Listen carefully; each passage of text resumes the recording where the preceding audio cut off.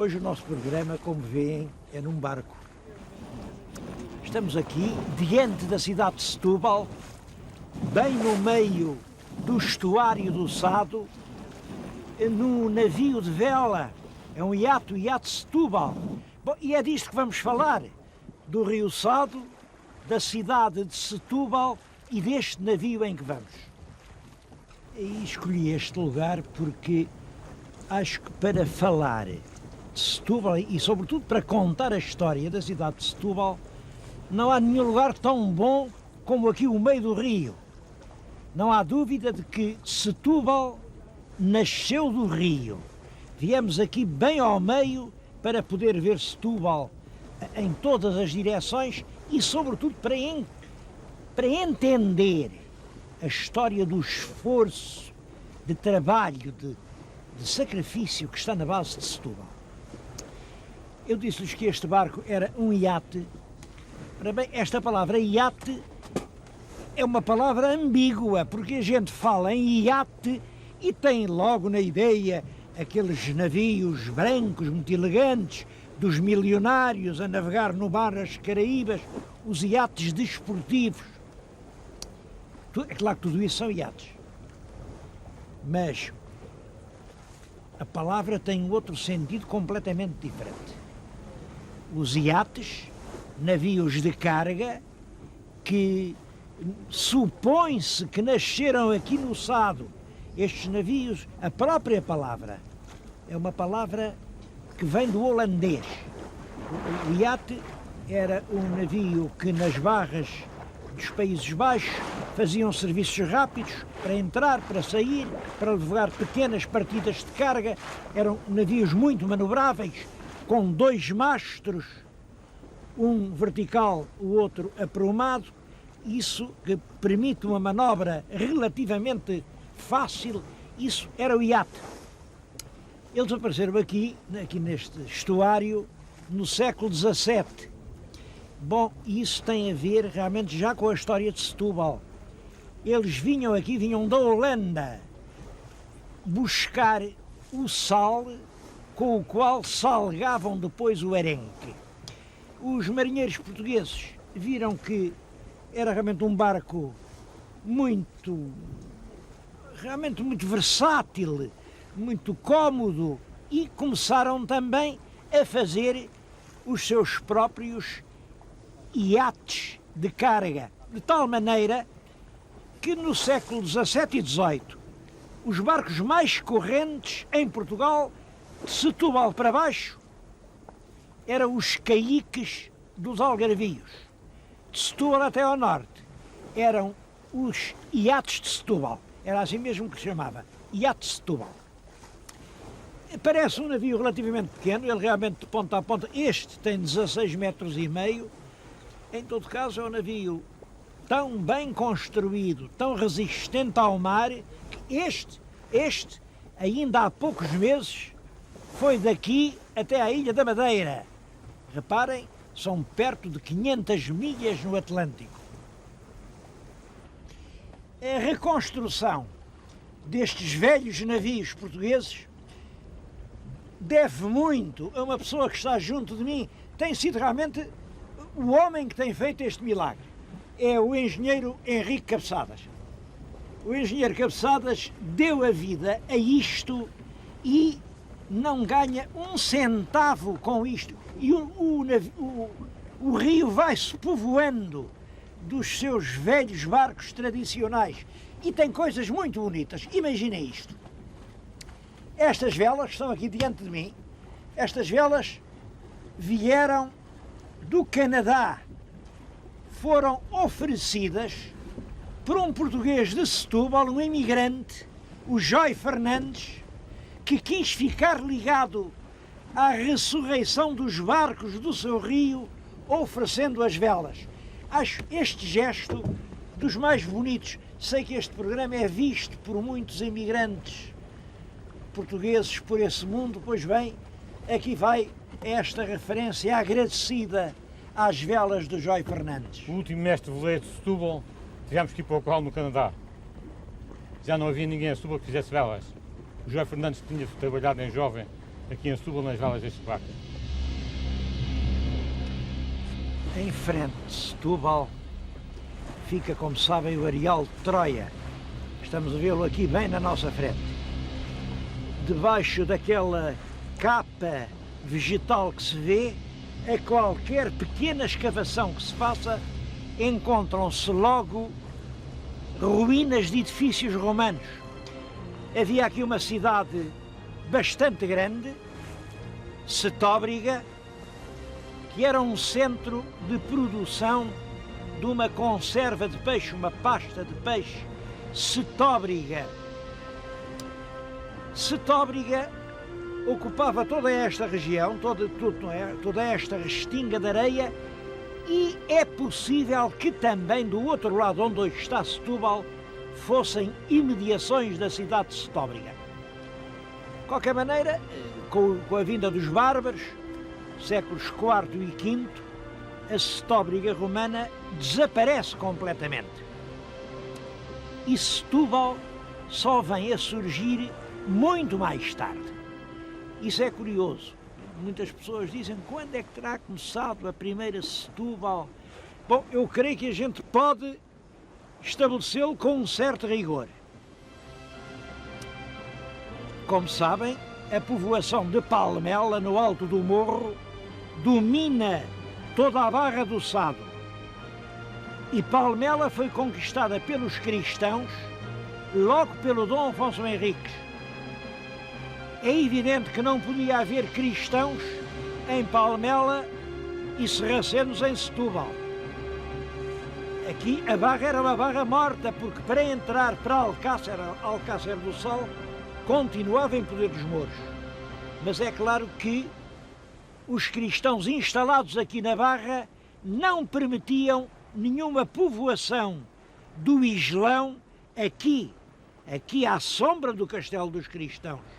Naturalmente que eram inimigos irreconciliáveis, inimigos mortais, e era completamente impossível uma povoação em Setúbal. Mas é claro, quando no tempo do rei Dom Sancho conquistamos Alcácer, a vida recomeça aqui. Isso é o século XIII. No século XIII a vida recomeça, e recomeça com uma força, com uma intensidade, que logo 100 anos depois têm que fazer uma muralha à volta de Setúbal. Ainda hoje se vêem grandes pedaços da muralha de Setúbal.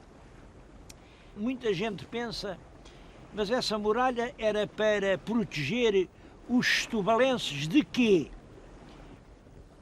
Bom, Setúbal era uma terra que pertencia à Ordem de Santiago, portanto, dependia de Palmela. Tinha que ser protegida contra os ataques do mar. O porto de Setúbal fica muito próximo do Atlântico e as sortidas dos filibusteiros, dos salteadores do mar, nos seus barcos muito rápidos, eram constantes.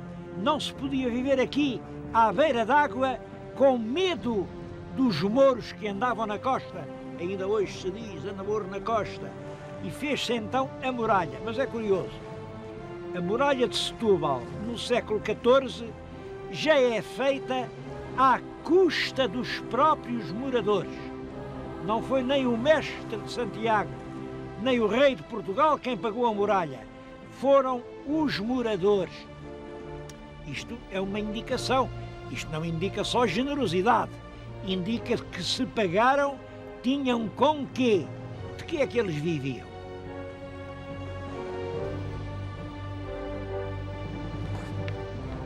Eu acho que os meus telespectadores já viram que temos uma companhia de estudantes.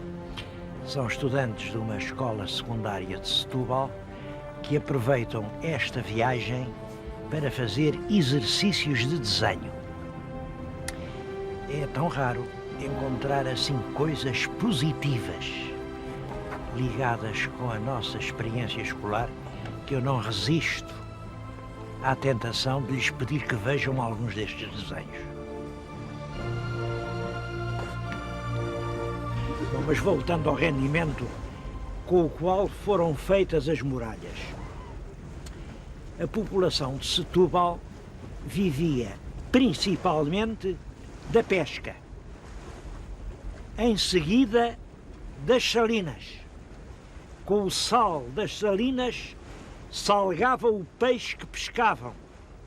E em terceiro lugar, do trabalho dos almocreves, os recoveiros, que partindo daqui iam por todo o Alentejo e até uma parte da Extremadura espanhola e levavam as barricas do peixe salgado. É a conjugação desses três elementos, o sal, que já tinha feito vir os homens lá do fundo do Mediterrâneo, o peixe, que foi sempre abundante aqui nesta costa, e o trabalho dos mercadores que levavam as conservas do peixe até uma larga parte da península, é com esse trabalho que se vem a fazer a cidade de Setúbal. É claro que Setúbal, como todas as cidades, tem as suas estátuas e são justas. Lá está a estátua ao Bocage, magro, de olhos azuis, carão moreno, ex-Bocage, em quem luz algum talento. Lá está a Luísa Todi, uma mulher cuja voz emocionou quem a ouviu. Lá estão até os monumentos às musas, mas os três verdadeiros autores desta grande cidade que é Setúbal, o salineiro, o mariante e o almocreve, esses três ainda não têm monumento.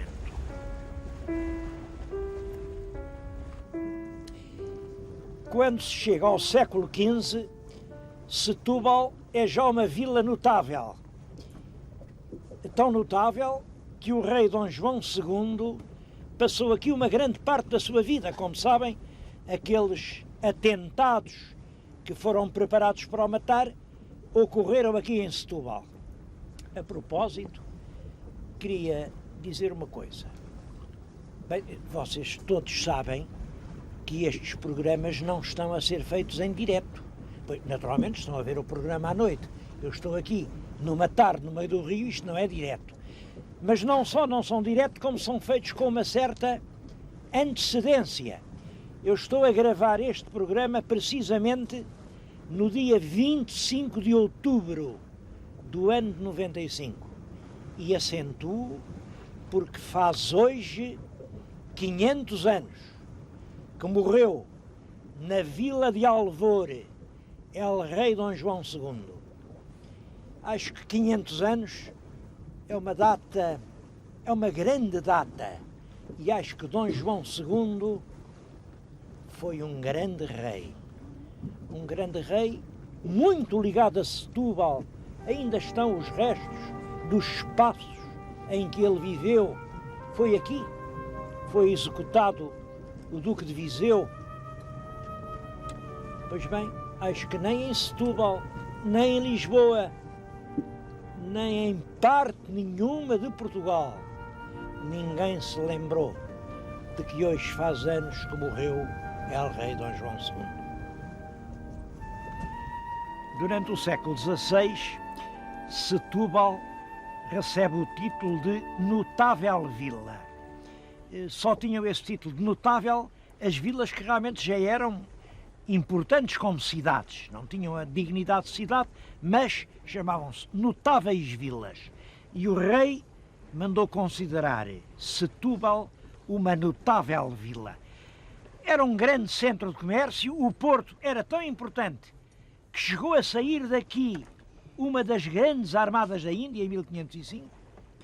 Depois foi uma vila que o rei Dom Manuel protegeu muito, ainda hoje há aqui muitos monumentos manuelinos. Dom Sebastião gostava de vir para aí. Olhem, é no século XVI que é fundada a Feira de Santiago, que ainda hoje se faz, todos os anos no verão, a grande Feira de Santiago. Tudo isso vem no século XVI. E é no século XVI que os habitantes de Setúbal decidem, naquela grande crise em que se perde a independência, quando os portugueses discutem Qual é o rei melhor? Em quem é que devem votar? Se é no Filipe de Espanha, se é no nosso Dom António, qual dos dois? A única vila notável que toma corajosamente o partido do candidato português é Setúbal. Como sabem, essa causa, enfim, portuguesa não tinha viabilidade. Portugal tinha perdido toda a sua capacidade económica, tínhamos recebido aquela trágica sangria que foi a tragédia de Alcácer Quibir e, portanto, realmente Dom António não foi rei, foi Filipe. Filipe quem se sucedeu no trono português. Mas um dos primeiros atos de Filipe de Espanha é mandar construir uma bela fortaleza sobre Setúbal. Eu já ouvi dizer que a fortaleza era para se defender dos setubalenses. Acho que isso é um disparate completo, porque os setubalenses, desde que se resolveu que o rei era Filipe, foram realmente servidores leais de Filipe. A fortaleza era para outra coisa, era para defender a Barra do Sado, porque era aqui ao fundo do Sado que se carregava o melhor sal, que então era conhecido na Europa. Não havia nenhum sal tão duradouro, com um grau de salinidade tão acentuado e tão puro como o sal das marinhas de Setúbal. Daí que todos o queriam para fazer as barricas que iam nas armadas e havia o perigo da Barra ser forçada para virem aqui procurar o nosso sal. O Forte de São Filipe, que hoje lá está e que é uma lindíssima pousada turística, marca essa preocupação de Filipe de defender a Barra, provavelmente contra os assaltos dos corsários ingleses. Esse crescimento prolongou-se durante o século XVII. Aí até se dá uma coisa curiosa. Como sabem, nós, nas guerras da independência, andámos em guerra com a Holanda. E quando se fez o Tratado de Paz, Portugal obrigou-se a pagar uma grande indenização aos holandeses, enfim, como despesas de guerra. Não havia grande razão para isso, mas a realidade é esta. Ficámos obrigados a pagar. E a pagar a indenização com quê? Com sal de Setúbal. Por isso é que durante o século XVII vinham aqui ao Sado inúmeros barcos que vinham dos portos dos Países Baixos e aqui os moradores de Setúbal aprenderam este desenho do iate. O barco em que estamos é um dos últimos ecos dessa presença muito assídua dos navegantes holandeses no estuário do Sado para levarem as cargas do sal. A navegação era tanta, compreendem, eles iam carregados de sal, tinham que trazer para cá alguma coisa. Mas isso é que não traziam. Eles vinham carregados de lastro, isto é, os porões carregados de areia e terra. Quando chegavam aqui ao pé das marinas, deitavam fora a terra e a areia, metiam o sal. Naturalmente, vinha a força do rio, empurrava a areia para a Barra. Bom, chegou-se a um ponto em que a Barra se passava a pé. Há queixas de que entre o Outão e a Ponta de Troia era possível atravessar o rio a pé. Só barcos quase sem calado, barcos muito pequenos, é que podiam passar o rio. Evidentemente, rapidamente se abriu a Barra. Hoje há aqui no Sado grandes estaleiros em que vêm navios, enfim, enormes e podem facilmente passar a Barra do Sado. Mas no século XVII aconteceu isso e houve uma crise grave na economia de Setúbal por causa do assoreamento da Barra. Bom, mas isso também aqui em Setúbal, em regra é assim. Setúbal é uma cidade de grandes surtos de progresso e depois de grandes momentos de depressão. Os psicólogos costumam falar em temperamentos ciclotímicos. O ciclotímico vive de altos e baixos. Bom, cidade Setúbal, na sua história económica, é de certo modo uma cidade ciclotímica.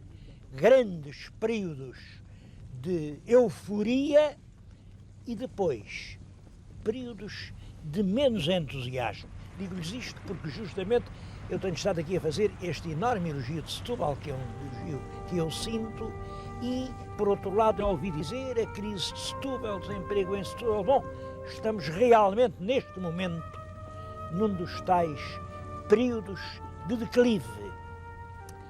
Mas reparem, logo depois da Barra, que é nos fins do século XVII, veio o século XVIII.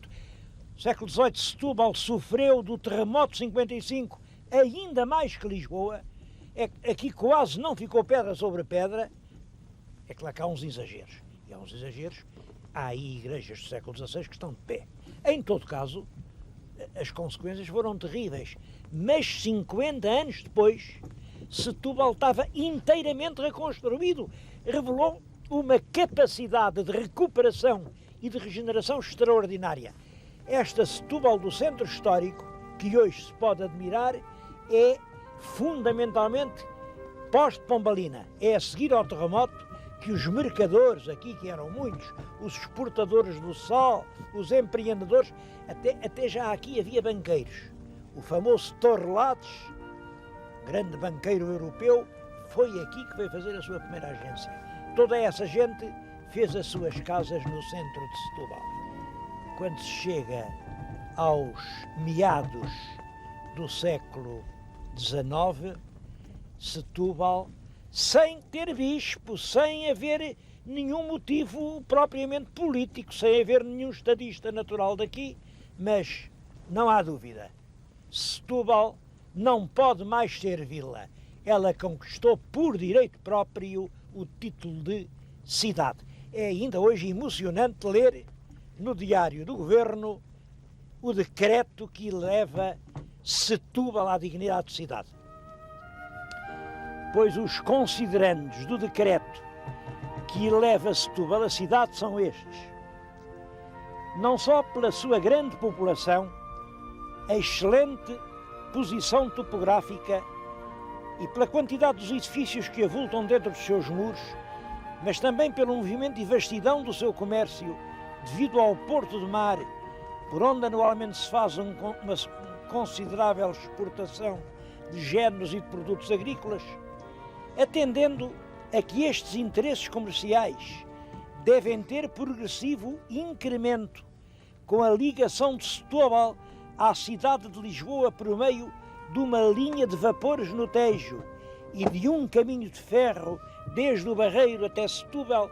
Atendendo a tudo isto, Setúbal era elevada à condição de cidade. Realmente, logo no ano seguinte, 61, fez-se a linha férrea.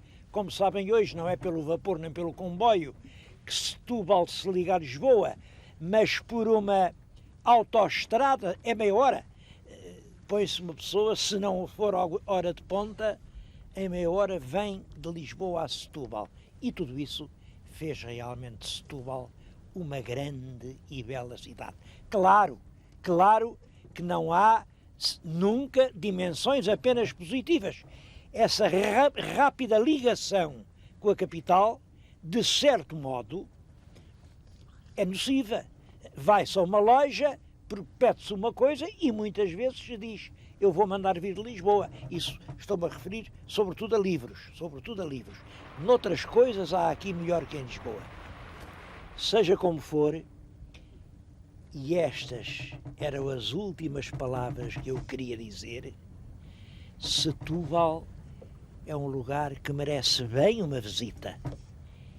E esta volta no iate pelo estuário do Sado é uma aventura que vale sempre a pena repetir.